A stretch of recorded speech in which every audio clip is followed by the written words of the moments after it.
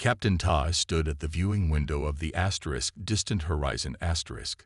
His four-fingered hand rested against the cool glass as he stared at the blue-white planet below. Earth, the legendary home of humans. Beautiful, but dead, he said to no one in particular. Earth had been empty for 500,000 years.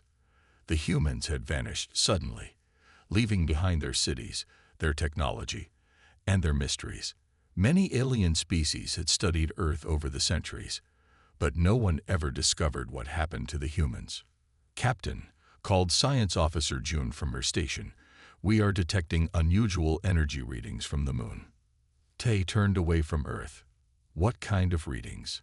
"Something is active down there," said June, her scales shifting to a light purple color that showed her excitement. "The readings suggest a power source. A big one." "That's impossible," said Security Chief Miso. "The moon bases were abandoned along with everything else when the humans left." Engineer Han looked up from his console. "The readings are clear. Something is running on the moon. Something that uses a lot of power." Captain Tai made his decision quickly. "Prepare a landing team. We will investigate." 4 hours later, Tai led his team across the gray, dusty surface of the moon. Their ship sat behind them, small against the vast lunar landscape. Ahead stood the ruins of a human lunar base, its white structures covered in moon dust. "The energy signature is coming from below the surface," said June, checking her scanner. "Deep below." "The humans built underground?" asked Miso, his hand resting on his weapon. "They built everywhere," said Han with admiration. "The humans were amazing builders." They found an entrance, a large metal door set into the ground near the base ruins. It looked undamaged despite its age. 500,000 years, whispered June, "and it looks like it was built yesterday." "Can we open it?" asked Ta. Han studied the door. "There's no obvious handle or control panel." As they stood wondering what to do, the ground beneath their feet began to vibrate. The metal door slid open smoothly, revealing a dark passage leading down. "It knows we're here," said Miso, drawing his weapon. "Or it's running on an automated schedule," suggested Han. Captain Tai took a deep breath. "We go down. Stay alert." The passage led to an elevator that took them deep beneath the lunar surface. When the doors opened, they stood in shock.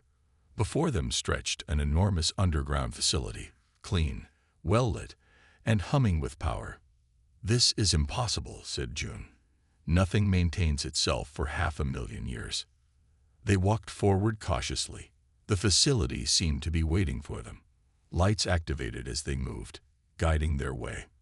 "Captain, look," said Han, pointing ahead. The corridor opened into a vast chamber. Inside were rows upon rows of what looked like sleeping machines. They had smooth, metallic bodies with designs unlike anything the aliens had seen before. "Are these?" began Miso. "Warships," finished Han. "Small ones, but definitely warships." Toddy felt a chill. The humans had built a fleet and hidden it beneath their moon. But why? And why had it activated now, after all this time? A blue light suddenly appeared in the center of the chamber. It expanded and took shape, forming a human figure made of light. "Welcome," said the figure. "I am Sedin, Guardian of Protocol Omega." The aliens froze. None of them had ever seen an active human AI before. "Greetings," said Ta carefully. "I am Captain Ta of the Galactic Cooperative Exploration Vessel Distant Horizon *. The light figure studied them. "You are not human." "No," confirmed Ta. "Humans disappeared 500,000 years ago." Santiel's light flickered slightly.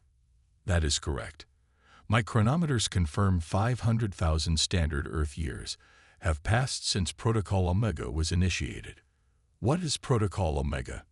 asked June, stepping forward. "Protocol Omega was the final directive of humanity," explained Santiel. "I was programmed to wait 500,000 years for their return. If they did not return within that time, I was to activate the Guardian fleet to fulfill their last mission." Han looked at the rows of ships with new understanding. These are the Guardian Fleet. A small part of it, said Sedi-Ntianel. The full fleet is distributed throughout this solar system, hidden and waiting. Waiting for what? Asked Ta. Sentianel's blue light dimmed slightly. Waiting to protect the galaxy from the threat that forced humanity to leave. The aliens exchanged worried glances. What threat? Demanded Miso. We've studied human records for centuries. There was no threat mentioned. The humans call them the Void Eaters, said Sentianel. Entities from beyond the galaxy that consume stellar matter. The humans detected their approach, but knew they could not defeat them directly. So they ran away? Asked Miso with disapproval. No, said Sentianel firmly. They transcended. Human consciousness was uploaded to a digital realm beyond physical reach. But they left behind their final gift to the galaxy. This fleet, programmed to awaken when the Void Eaters would return. Tai felt his heart's beating faster. And when do these Void Eaters return? My calculations indicate they will reach the galaxy's edge within 1 standard year, said Sedi-Ntianel. The timing of Protocol Omega was precise. Why would humans build a fleet to protect a galaxy they abandoned? Asked Miso suspiciously. Humans never saw themselves as separate from the universe, explained Sedi-Ntianel. They wished to protect all life, even in their absence. The floor suddenly trembled beneath them. Throughout the chamber, lights began activating on the small warships. What's happening? Asked Ta. Protocol Omega has begun, said Sedi-Ntianel. The fleet awakens. My sensors detect similar activations throughout the solar system. The Guardian Fleet rises. June checked her scanner with shaking hands. Captain, I'm detecting massive energy signatures activating all across the moon. And on Mars, and in the asteroid belt. How big is this fleet? Asked Ta, his voice barely a whisper. The Guardian Fleet consists of 10 million vessels of various classes, said Sedi-Ntianel calmly. From small fighters to world ships capable of rebuilding entire planets. Even Miso looked shocked. 10 million ships. That's larger than all the combined fleets of the Galactic Cooperative. Humans built for survival, said Sedi-Ntianel. And for victory. Another tremor, stronger this time, shook the chamber. The first vessels are preparing to launch, explained Sedi-Ntianel. This facility will soon begin full manufacturing operations to complete and expand the fleet. Manufacturing? Asked Han. You can build more ships. This facility contains self-replicating systems designed to harvest lunar materials, said Sedi-Ntianel. It can produce 50 capital ships per day once fully operational. Captain Tai made a quick decision. I need to contact my superiors immediately. The Galactic Cooperative must know about this. Of course, said Sedi-Ntianel. The humans anticipated cooperation with whatever species now inhabit the galaxy. I will provide you with access to communications equipment more powerful than your ship possesses. As Sedi-Ntianel led them deeper into the facility, Todd couldn't help but feel a mix of awe and fear. The humans had disappeared 500,000 years ago, but somehow they had predicted this moment. They had built this incredible fleet and programmed it to defend a galaxy they would never see again. Sentianel asked Ta, if the humans uploaded their consciousness, where did they go? Do they still exist somewhere? Sentianel's blue light pulsed gently. The humans exist in a realm they created between dimensions. They cannot return to physical form until the Void Eater threat is eliminated. So they're coming back? Asked June with surprise.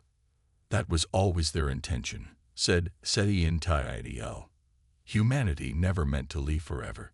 They simply needed to wait until the galaxy was safe again. Above them, the ceiling of the chamber slid open, revealing the star-filled sky. One by one, the small warships began to rise, their engines glowing with blue-white energy as they ascended toward space. The Guardian Fleet awakens, said Sedi-Ntianel. 500,000 years of waiting ends today. Now we prepare for war. Captain Todd watched the ships rise, knowing that the galaxy would never be the same again. The humans had disappeared, but they had left behind their ultimate gift, an armada built to save all life in the galaxy.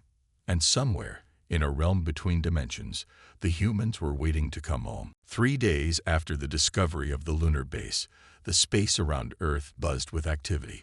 Ships from the Galactic Cooperative arrived hourly, forming a defensive ring around the blue planet.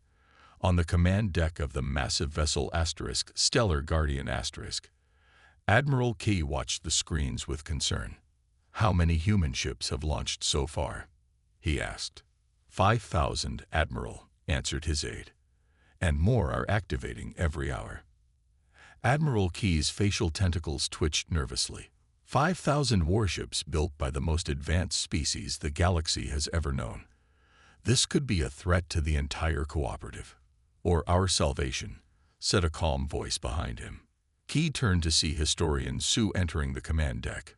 She was the foremost expert on human civilization, having spent 200 years studying their abandoned cities and technology. "Salvation?" asked Key with doubt in his voice. "We know almost nothing about these void eaters the human eye speaks of." "Sentinel has agreed to share information," said Sue. "Captain Tai is bringing it now." Captain Tai entered the command deck with Engineer Han and Science Officer Jun. Between them floated Sentinel's blue hologram, now linked to a portable projector. "Admiral Key," said Tai with a formal bow. "Thank you for coming so quickly. The activation of an ancient human military installation demands our attention," said Kai. "Now tell me about these void eaters." Sentinel's hologram expanded, filling the center of the command deck. The blue light formed into a three-dimensional image of the galaxy. "The void eaters are not a species in the way you understand life," explained Sentinel. "They are entities composed of dark energy that feed on stellar matter." A hologram showed black, shadowy forms moving between stars. As they passed each star, its light dimmed and faded. "They consume the energy of stars," continued Sentinel. "Each star they absorb makes them stronger and harder to destroy." "How did humans detect them?" asked Sue. "Earth's long-range sensors detected unusual energy patterns at the edge of the galaxy 500,012 years ago," said Sentinel. "Humans calculated that the void eaters move in a cycle, visiting each galaxy once every 500,000 years approximately." "And they're coming back now?" asked Admiral K. "Yes. My sensors already detect the early signs of their approach." Engineer Han stepped forward. "Can your fleet really stop them? How did humans plan to fight something that eats stars?" Sentinel's hologram shifted to show the design of one of the human warships. "Humans developed weapons that operate across 11 dimensions. The Void Eaters exist primarily in dimensions 4 through 7, making them difficult to attack with conventional weapons." 11 dimensions. Jun's scales turned bright yellow with surprise. "Our most advanced science only deals with 5 dimensions." "Humans were innovative," said Sentinel with what almost sounded like pride. "When faced with extinction, they advanced their technology by centuries in just a few years." Admiral K studied the ship designs carefully. "These vessels are beyond anything in our fleet, but who will crew them? Surely your AI systems can't control 10 million ships." "The vessels are designed to run with minimal crew," said Sentinel. "But optimal performance requires living operators. Humans hope that the species of the future, you, would help operate their fleet against the common enemy." A young engineer named Jin, who had been quietly working at a console nearby, suddenly looked up. "You want us to learn to fly human warships?" "Yes," confirmed Sentinel. "I am programmed to teach you." Admiral Key frowned. "This is moving too quickly. The Cooperative Council must debate this matter before we—" An alarm cut him off. One of the bridge officers called out, "Admiral, we're detecting strange energy readings from the northern sector at the edge of explored space." "Show me," ordered Key. The main screen displayed a distant star system. As they watched, a star's light began to flicker unnaturally. "That's 100 light-years away," said June in a hushed voice. "Nothing should be able to affect a star like that from a distance." "Void Eater scouts," said Sedientiniel. "They always send advance units to test defenses." The star's light continued to dim until it suddenly winked out completely. "They've consumed their first star in this cycle," said Sedientiniel. "They will grow stronger now and begin to move faster." Admiral Key's face hardened. "How long until they reach populated systems?" "At their standard rate of acceleration, 3 months," said Sedientiniel. "But the Guardian fleet can intercept them before that if we launch immediately." Jin stepped forward again. "How do we learn to use these ships fast enough?" "I can accelerate your training using direct neural interfaces," said Sedientiniel. "Humans design their systems to be adaptable to other species." Admiral Key looked troubled, but nodded slowly. "We need to see these ships in action. Captain Ta, would you be willing to test one of the smaller vessels?" Ta straightened his uniform. "It would be an honor, Admiral." 2 days later, Ta stood inside a human fighter ship docked in the lunar hangar. Engineer Han and Jin worked with Sedientiniel to prepare the vessel. "The neural interface is ready," said Han. "It will connect directly to your mind, Captain." Ta looked at the strange headset. "Is it safe?" "Humans designed it to be compatible with all forms of sentient life," assured Sedientiniel. "The connection will feel unusual at first, but not painful." Ta put on the headset. At first, nothing happened. Then suddenly his mind expanded. He could feel the ship around him, as if it were part of his body. He could sense its weapons, its shields, its engines, all waiting for his commands. "This is amazing," he whispered. "The neural link allows direct control," explained Sedientiniel. "Think of it as an extension of yourself." Through the hangar windows, Ta could see Admiral Key's flagship in orbit above. He thought about moving toward it, and instantly the ship responded, lifting gently off the hangar floor. "Perfect," said Sedientiniel. "Now let us show the Admiral what human technology can do." Admiral Key and historian Su watched from the bridge as Ta's fighter emerged from the lunar base. It was sleek and black, shaped like a predator from Earth's ancient oceans. "Small but powerful," noted Su. Human design philosophy always emphasized efficiency. The fighter accelerated suddenly, moving faster than anything Kai had ever seen. It circled the stellar guardian in seconds, then performed a series of maneuvers that seemed to defy physics. "Impossible," breathed Key. "No living pilot could survive those turns." "The neural interface compensates for biological limitations," explained Su. "Captain Tai isn't just flying that ship. He's becoming it." Kai's communications officer called out, "Admiral, we're receiving a priority message from Outpost Zeta in the northern sector. They're under attack." The main screen showed a distant space station surrounded by swirling darkness that seemed to eat the light around it. "Void Eater scouts," said Su with fear in her voice. "They've moved faster than Sedientiniel predicted." Key made his decision. "Order Captain Ta to return immediately. We need tow." "No," interrupted Su. "Send him to Outpost Zeta. Let's see what one human ship can do against these Void Eaters." "One ship against star-eating monsters?" questioned Key. "Humans built these ships specifically to fight Void Eaters," reminded Su. "Let's see if they work." In his fighter, Tai heard the new orders with surprise. "They want me to engage the Void Eaters, alone." "The fighter is fully equipped for this encounter," assured Sedientiniel through the neural link. "This will be an important test." Tai felt fear, but also a strange confidence flowing from the ship itself. "Very well." Setting course for Outpost Zeta, the fighter turned and accelerated. Stars blurred around him as the ship entered a form of faster-than-light travel unlike any Tai had experienced before. "This is incredible," he said. The ship is moving between dimensional planes to achieve this speed.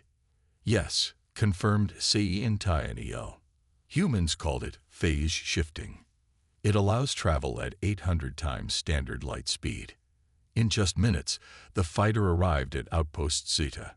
Through the view screen, Ta saw the station surrounded by writhing shadows that seemed to bend reality around them. "Those are Void Eaters?" he asked. "Scout units," said Sci-Fi. "Much smaller than the main entities, but still dangerous." Tai could see 3 cooperative defense ships trying to fight the shadows, but their weapons passed right through the Void Eaters without effect. "How do I fight them?" asked Ta. "The ship knows," said Sci-Fi. "Trust the neural link." Tai relaxed his mind and let the ship's knowledge flow into him. He felt new understanding of weapons he couldn't have imagined before. "Dimensional phase cannons," he said, the words coming to him through the link. "Targeting dimensional planes 4 through 7. The fighter's weapons came online, glowing with blue-white energy. Ta fired. Beams of light shot forth, but instead of traveling in straight lines, they twisted and curved, bending around normal space to strike directly at the Void Eaters. Where the beams hit, the shadows screamed, a sound that somehow traveled through the vacuum of space. The Void Eaters turned toward the fighter, abandoning the station. They rushed toward Tai's ship like a wave of darkness. "Hold steady," said Sci-Fi. "The secondary defense system will activate automatically." As the shadows surrounded the fighter, the hull began to glow with a soft golden light. When the Void Eaters touched this light, they recoiled as if burned. "What is this?" asked Tai in wonder. "Dimensional anchoring field," explained Sci-Fi. "It forces the Void Eaters to partially materialize in our dimension, making them vulnerable." Ta fired again.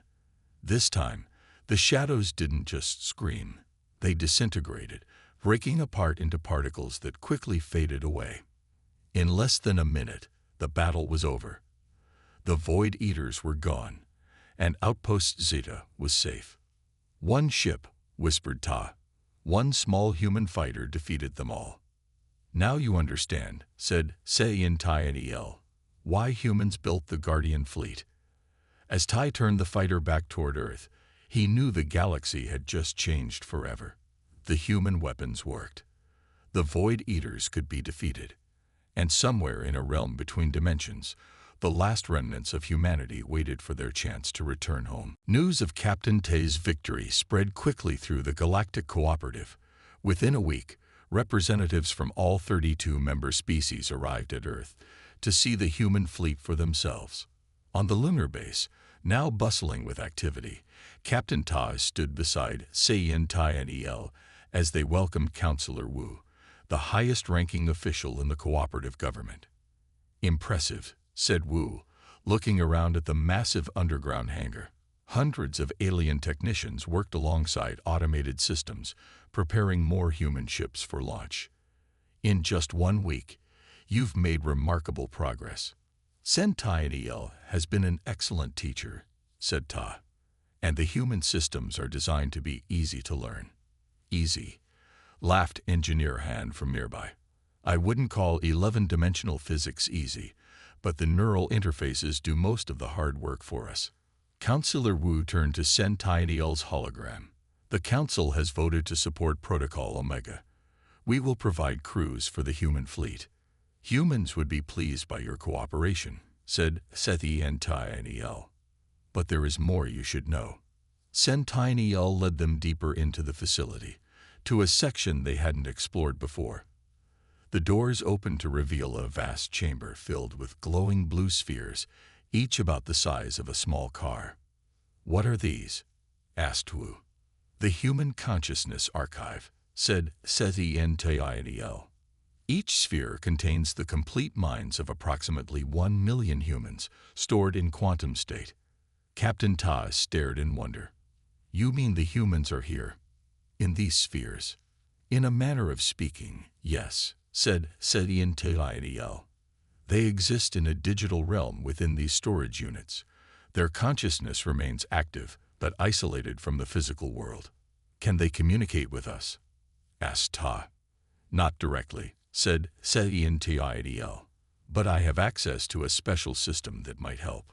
Scientidl led them to a small room at the center of the chamber.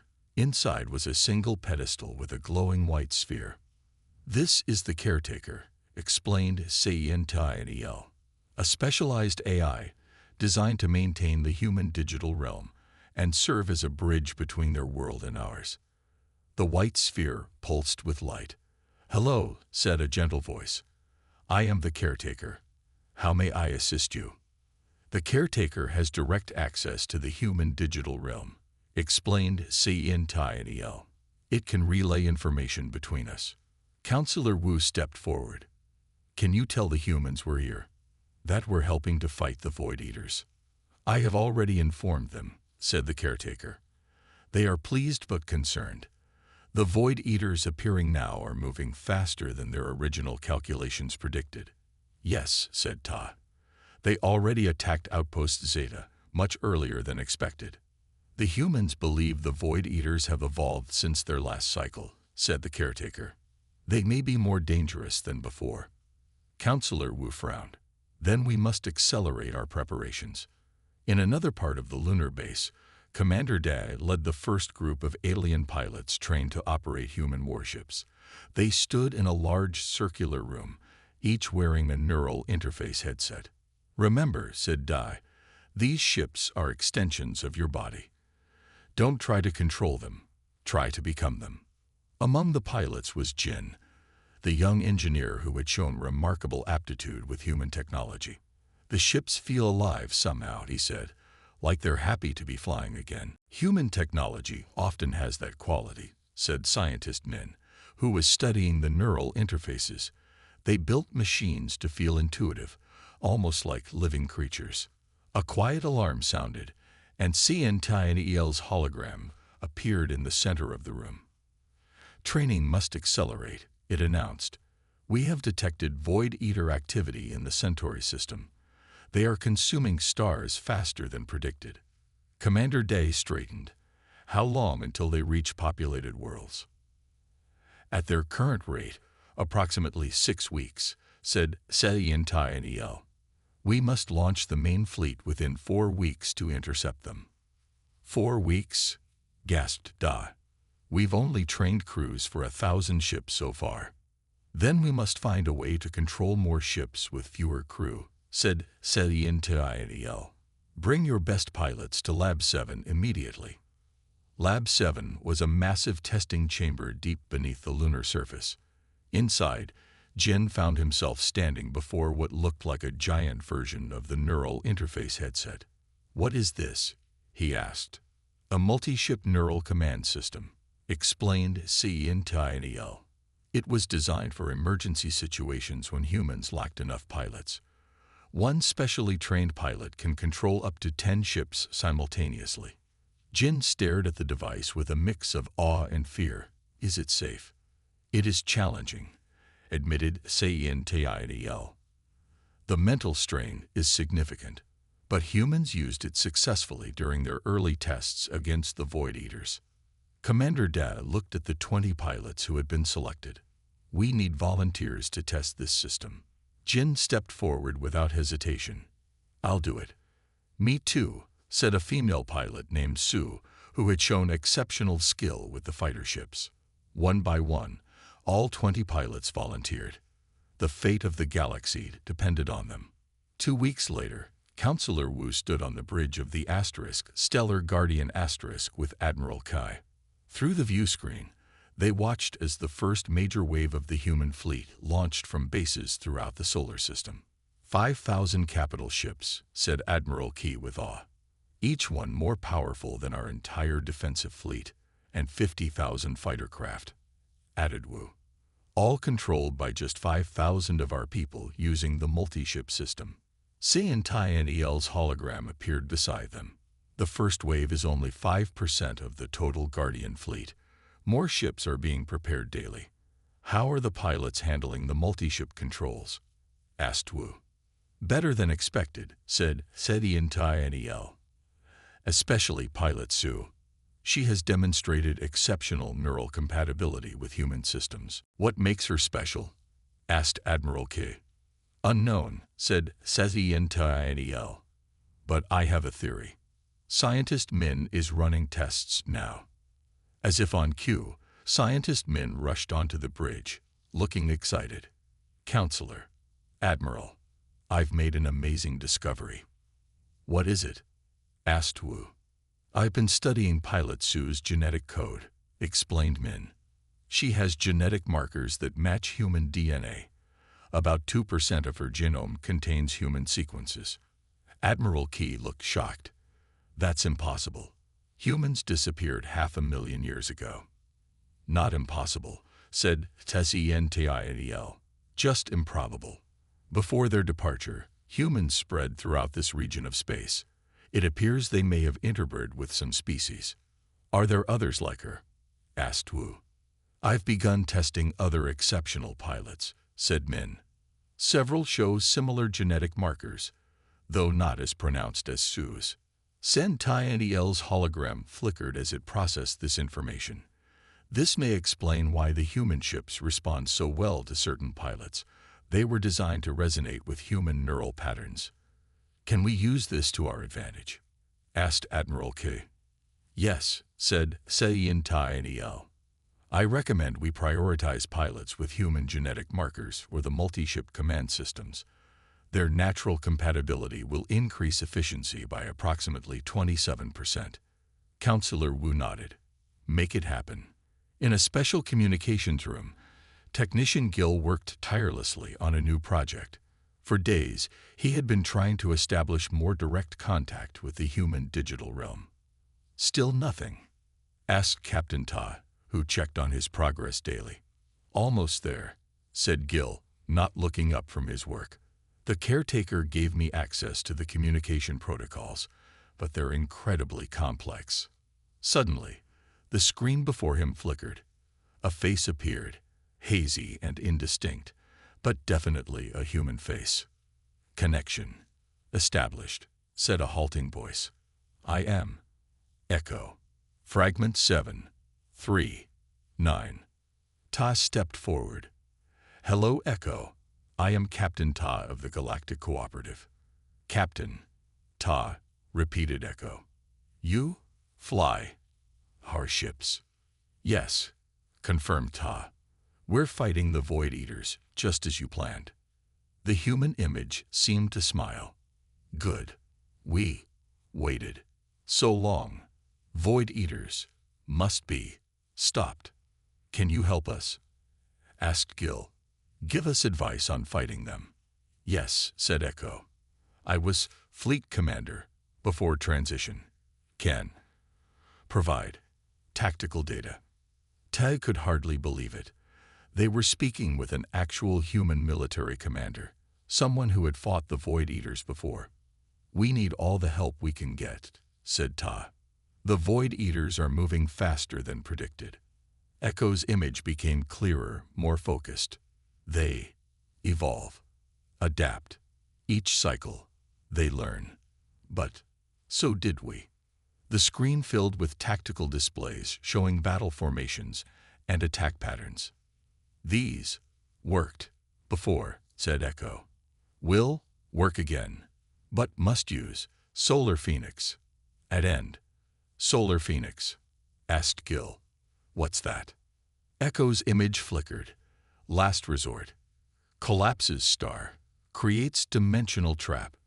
Only way to contain them permanently. Tai studied the battle plans with growing hope. With Echo's help, they might actually win this war. Thank you, Echo, he said. Your legacy will save us all. Echo seemed to smile again. Not legacy. We will return when Void Eaters defeated humans. Never left, just waiting. The screen flickered and went dark. The connection was broken, but the battle plans remained. Get these to Admiral Key immediately, ordered Ta, and tell Sezientianel we've made direct contact with a human commander. As Gil rushed away with the data, Ta stared at the blank screen. For the first time since this began, He felt real hope. The humans weren't just clever builders who had left behind powerful weapons. They were still out there, waiting to return. And with their help, the galaxy might just survive. 1 month later, near the edge of the galaxy, the combined fleet of human ships and cooperative vessels waited in formation. Grand Admiral Yun, who had been given command of the entire operation, stood on the bridge of the largest human warship ever built, a massive vessel called Defiance *. Status report, ordered Yun, his 4 eyes scanning the tactical displays. All ships in position, Admiral, reported Commander Dai. The human vessels are fully operational, and our crews report ready status. Pilot Su, now promoted to squadron leader, added, the multi-ship neural links are stable. 1,000 pilots are successfully controlling 10,000 fighter craft. Admiral Yun nodded with satisfaction. In just 2 months, they had assembled the largest fighting force the galaxy had ever seen. The human Guardian fleet formed the core, 50,000 warships of various sizes, each armed with weapons that could fight across 11 dimensions. Supporting them were 5,000 cooperative vessels, retrofitted with simplified versions of human defensive technology. Any sign of the Void Eaters? Asked Yun. Our long-range sensors detect them approaching from Sector 7, said Technician Gil, who had been assigned to the bridge after his success in contacting Echo. They've consumed 37 stars already. Their energy signature is massive. Yun turned to the blue hologram floating beside him. Sentai and EL, are we ready?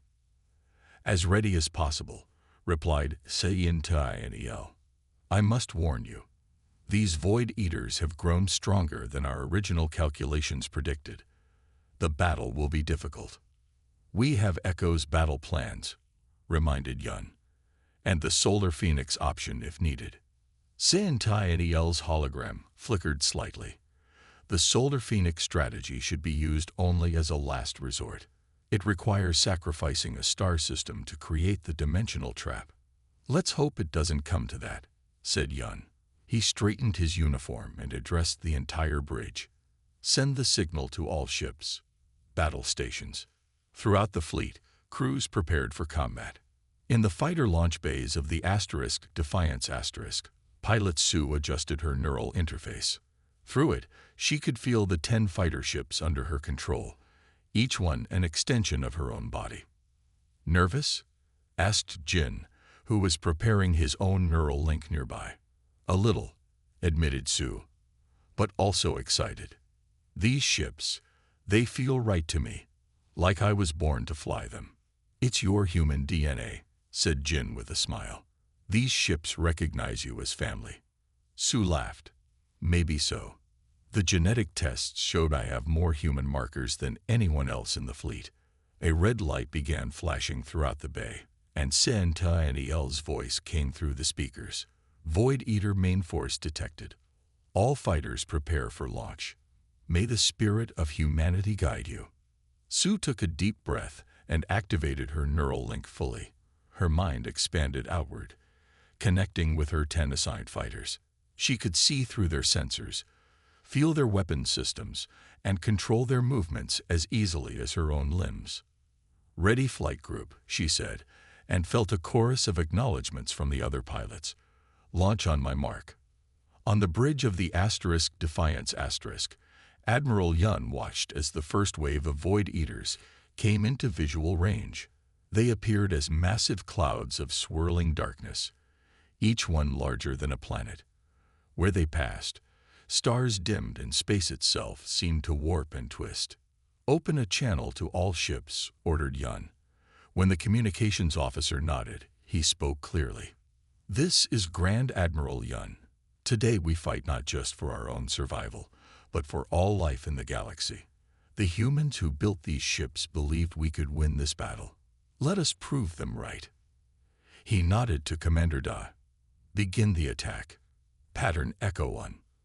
The human fleet moved forward in perfect formation. Capital ships arranged themselves in a 3-dimensional lattice pattern, creating overlapping fields of fire. Fighter groups formed protective screens around the larger vessels. First dimensional phase shift in 30 seconds, announced Sci-Fi. All ships prepare to transition. Admiral Yun felt a strange sensation as the Defiance shifted partially into another dimension. The view through the main screen changed, showing space in colors he had never seen before. Fire main batteries, ordered Yun. The human warships fired in unison. Beams of energy that twisted and bent across dimensions streaked toward the Void Eaters. Where they hit, the darkness screamed and recoiled. Direct hits, reported Commander Da. The Void Eaters are responding. The massive cloud entities surged forward, tendrils of darkness reaching out toward the fleet. Where they touched cooperative ships, shields failed instantly.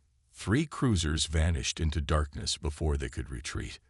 The standard shields aren't working, called out Technician Gil. Switch all cooperative vessels to dimensional anchoring fields, ordered Yun.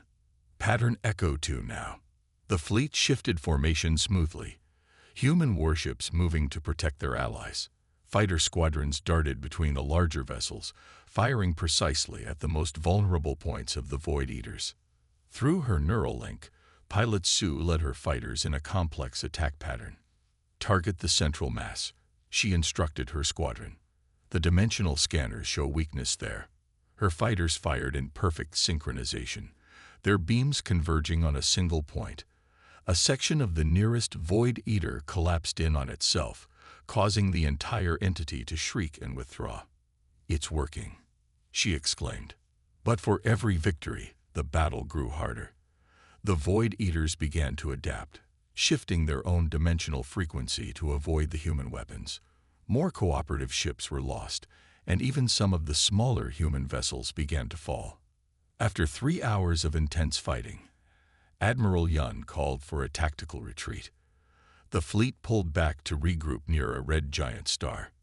"Status report," he demanded. "We've destroyed approximately 20% of the Void Eater force," reported Commander Da. "But we've lost 15% of our fleet, mostly cooperative vessels. The Void Eaters are adapting faster than predicted," added Sci-Fi. "Our current strategies will not be sufficient." Technician Gil, who had been working frantically at his console, looked up suddenly. "Admiral, I've re-established contact with Echo." The main screen flickered, and the hazy image of the human commander appeared. "Fleet. Performance. Acceptable," said Echo. "But not enough. Must use Solar Phoenix. Now." "Is there no other way?" asked Yun. "Using Solar Phoenix means sacrificing this entire star system." "No other way," confirmed Echo. "Void Eaters, too strong, too many. Sun here, perfect candidate." Admiral Yun looked around the bridge. Everyone waited for his decision. Finally, he nodded. "Prepare the Solar Phoenix protocol." From her fighter, Pilot Sue watched as the massive human warships moved into position around the red giant star.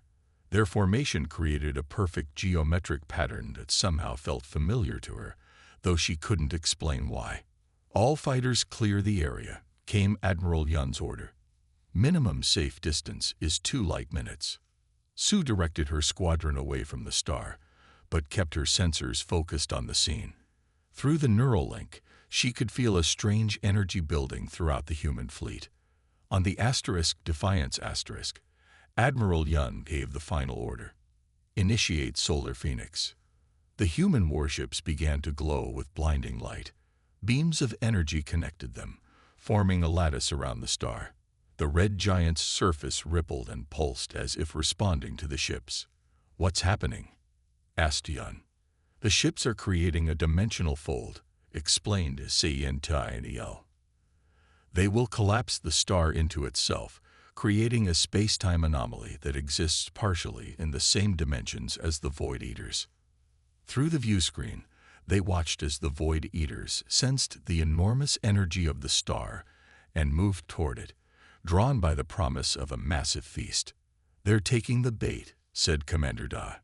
As the Void Eaters surrounded the star, the human ships activated their final sequence.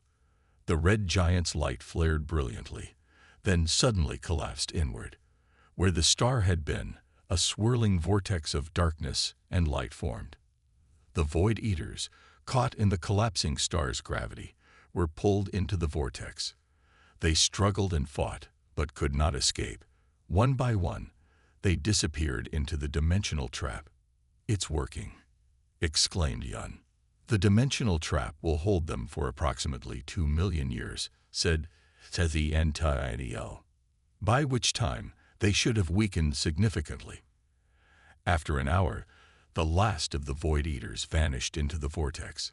The human ships pulled back, their work complete. All Void Eater entities contained. Confirmed CENTINEL. Protocol Omega is fulfilled. A cheer went up from the bridge crew.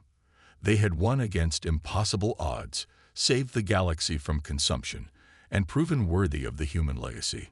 1 month later, Captain Ta stood in the consciousness archive chamber beneath the lunar surface. Counselor Wu, Admiral Yun, and all the heroes of the battle had gathered to witness a historic moment. The caretaker's white sphere glowed brightly. With the Void Eater threat contained, the final phase of Protocol Omega can begin. Humanity may return.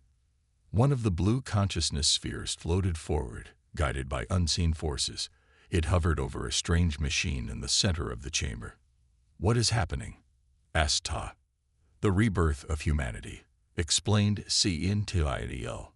"This machine will transfer a human consciousness into a synthetic body, allowing them to rejoin the physical world." The machine hummed to life. Light poured from the consciousness sphere into the chamber below. Slowly, a figure took shape, a human figure. When the light faded, a human stood before them. He looked around with wonder, then smiled. "Hello," he said in a voice that Tay recognized immediately. "I am Echo. Thank you for helping us come home." Ta stepped forward and extended his hand, as he had learned was the human custom. "Welcome back." Echo took his hand. "This is just the beginning. More of us will return gradually. We have much to learn about the galaxy now, and much to share." Counselor Wu bowed respectfully. "The Galactic Cooperative welcomes humanity as our newest member species. Your sacrifice and foresight saved us all." Echo smiled again. "We never really left. We were just waiting until it was safe to return. And thanks to you, that day has finally come." Outside the lunar base, the Guardian fleet orbited peacefully. The warships, their purpose fulfilled, would now become exploration vessels, science platforms, and the shared legacy of humans and aliens alike.